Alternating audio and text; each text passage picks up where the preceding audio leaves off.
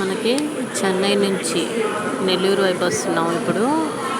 యాక్చువల్గా నిన్న ఈవినింగ్ నేను చెన్నై వెళ్ళాను. ఒక యోగా ప్రోగ్రామ్ కోసం వెళ్ళాను. అక్కడికి అటెండ్ అయ్యి ఎర్లీ మార్నింగ్ మళ్ళీ బయలుదేరి వచ్చేసాను. బయలుదేరి రావడంలో ఇప్పుడు నవజీవన్ ఎక్స్ప్రెస్ ఎక్కాను అనమాట. మనకి చాలా కంఫర్టబుల్గా ఉంది. ప్లస్ నేను రిటర్న్ కూడా టికెట్ నైట్ వెళ్ళేటప్పుడే నేను టికెట్ రిజర్వ్ చేసుకున్నాను. చక్కగా చూడండి, ఎంత చక్కగా ప్రశాంతంగా ఉంది. అక్కడైతే ఎండలు కూడా పెద్దగా లేవు, వాతావరణం కూడా చాలా చల్లగా ఉంది. కొంచెం పర్లేదు ఇప్పుడైతే. అంటే బస్సులు అని మనం ఇబ్బంది పడక్కర్లేదు. ట్రైన్ ఫెసిలిటీ బాగుంది. చక్కగా ట్రైన్లు ఉపయోగించుకోండి.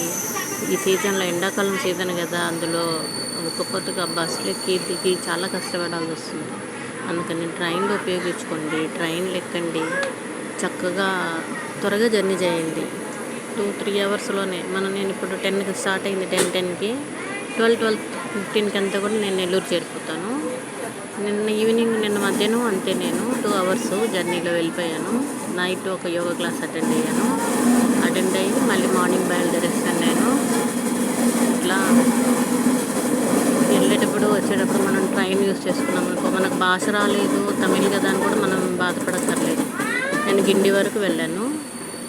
గిండి నుంచి మళ్ళీ వేరే ఊరు వెళ్ళాల్సి వచ్చింది. అక్కడి నుంచి మళ్ళీ లోకల్ ట్రైన్లో గిండి వరకు వెళ్ళి, గిండి నుంచి మళ్ళీ వేరే ట్రైన్ ఎక్కి ఓల్డ్ మహాబలిపురం వరకు వెళ్ళాను. అక్కడ ఓల్డ్ మహాబలిపురంలో బీచ్ దగ్గర మనకి యోగా క్లాస్ జరిగింది. యోగా క్లాస్ అది చూసుకొని మళ్ళీ మార్నింగ్ బయలుదేరేసాను. ఇలా చక్కగా ట్రైన్ ఉపయోగించుకోండి, మంచి చక్కని జర్నీ చేయండి, ఆరోగ్యాన్ని కాపాడుకోండి.